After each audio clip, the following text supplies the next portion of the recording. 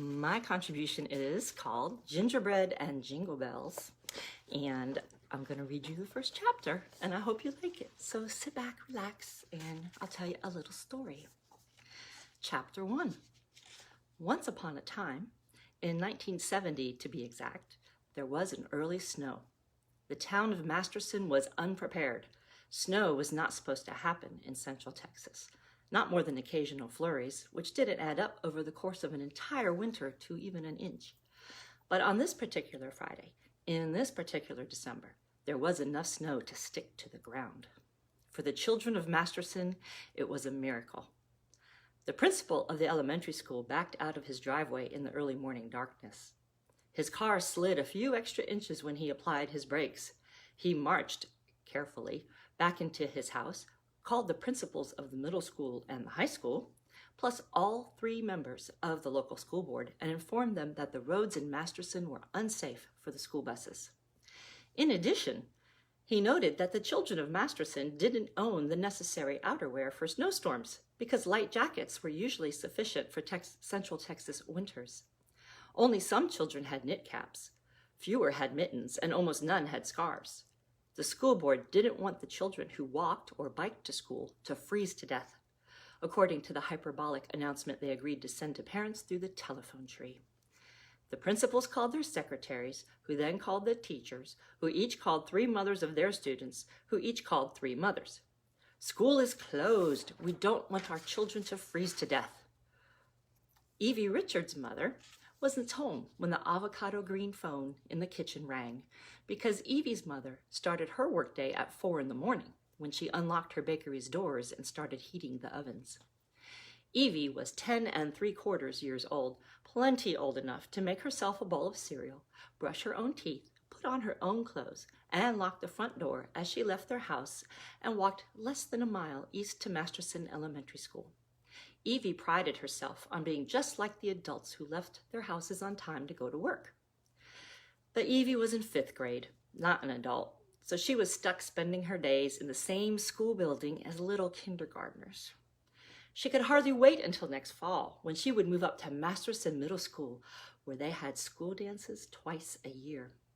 The students there were practically teenagers at 11 and 12, and teenagers were practically adults.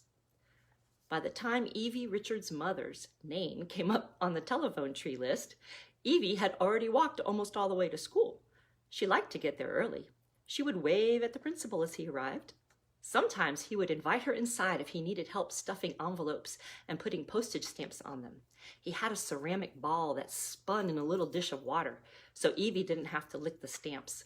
She pretended she was a real secretary until the bell for first period rang. Those were the best mornings.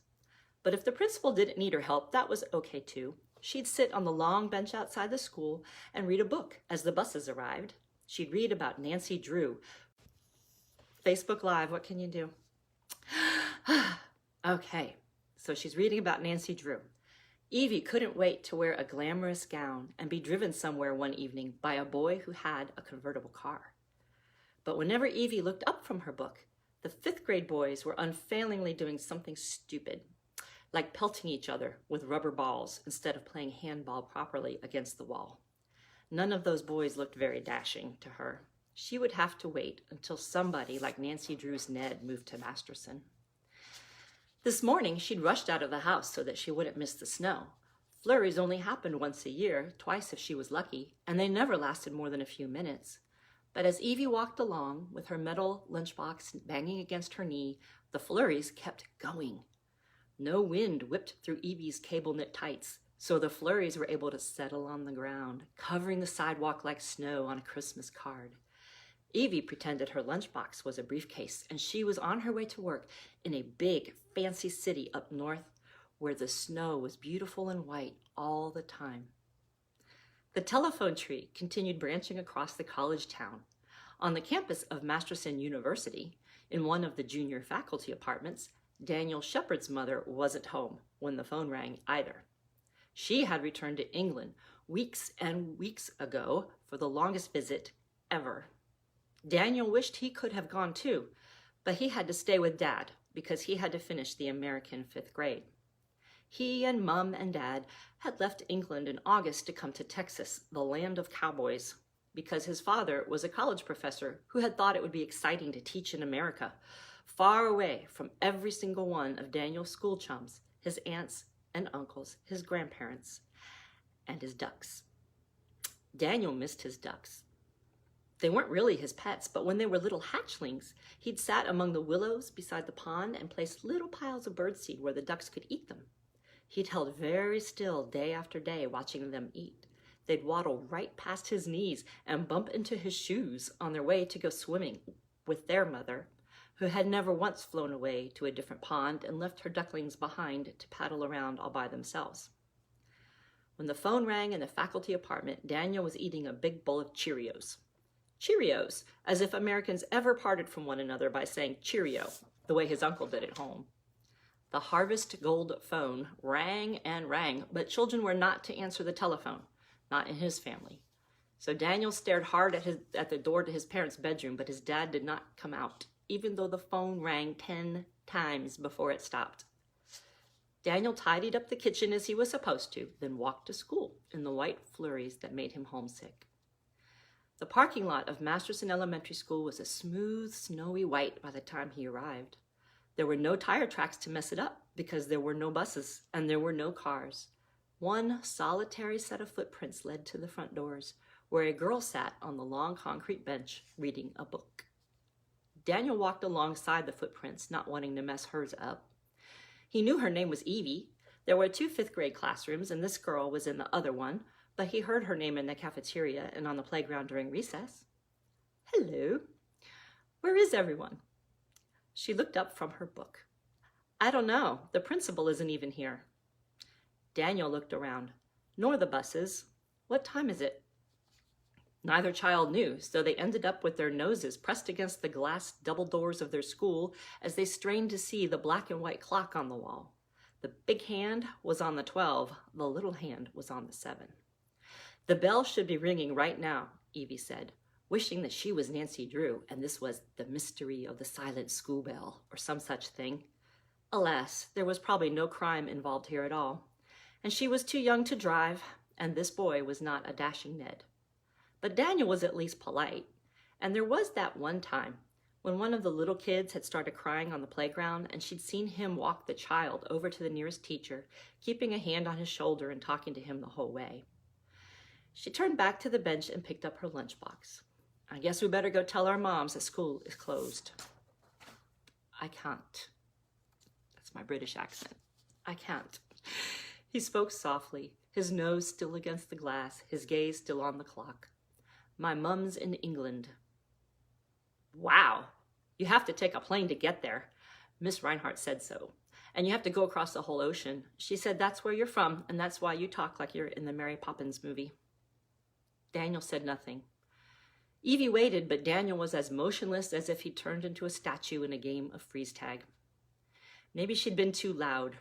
Her teacher said her boisterous nature could be intimidating to the other children, unintentionally. She'd said that to Evie's mother, not to Evie, but Evie had heard it. So she tried to speak softly, like the falling snowflakes. "Why are you here if your mom is in England?" Daniel thawed, sagging away from the window. "My dad's a professor at university. I have to stay here with him because I have to finish the school year. He teaches afternoons. He won't be awake for hours yet. I have no one to tell." Evie thought he looked sad. She would be sad if her mother was a plane trip away. "You can come with me to the bakery. I'll tell my mom, and you can tell my grandma. And then she'll give you a free cookie. I know she will, because we own the bakery." She'd already forgotten to speak softly, but she couldn't help it when she had a good idea. Besides, Daniel didn't seem to mind. He followed her like he thought it was a good idea, too.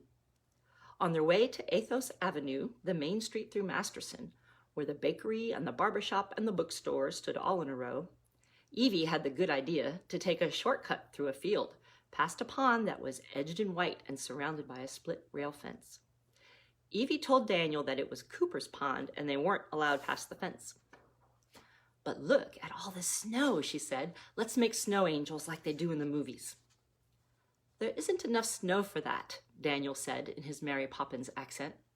Evie scowled a little. "How do you know? You haven't tried it."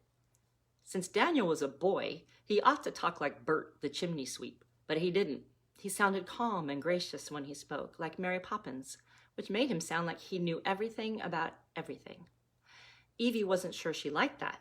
When she and her friends played Mary Poppins, Evie was Mary Poppins. "We have snow in England, you must know. Much more than this." Evie laid down on her back, determined to prove him wrong. She waved her arms and legs, then jumped up to look at her angel. It had worked, sort of, but the snow wasn't even as thick as a sheet of paper, so she'd mostly moved her arms and legs through the dirt and the scrub grass. Daniel swiped some of the mud off the back of her cloak. He didn't say "I told you so." He could have, but he didn't, so Evie decided he was okay for a boy who spoke with a know-it-all accent. She and Daniel stood on the bottom rail of the fence so they could rest their chins on the top rail and stare at the frosty lake beyond. Daniel pointed out the ducks to her as if they were unique and special creatures.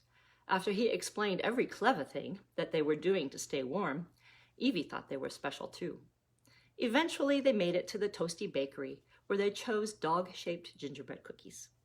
Evie told Daniel she would have chosen a duck if they made duck cookies. She asked her mother if they could make duck gingerbread cookies. Her mother said no nicely, but Evie whispered to Daniel that she'd ask her grandmother later. Grandma would say yes. Daniel made his cookie dog talk. "Good day to you. I say, do you have a name? My name is Sir Gingerbread." Evie made her cookie dog scamper over to his. "I'm Jingle Bell. I love the snow." From that day on, Evie Richards did love snow, although she only saw a stray flurry here and there. Daniel moved back to England at the end of 5th grade.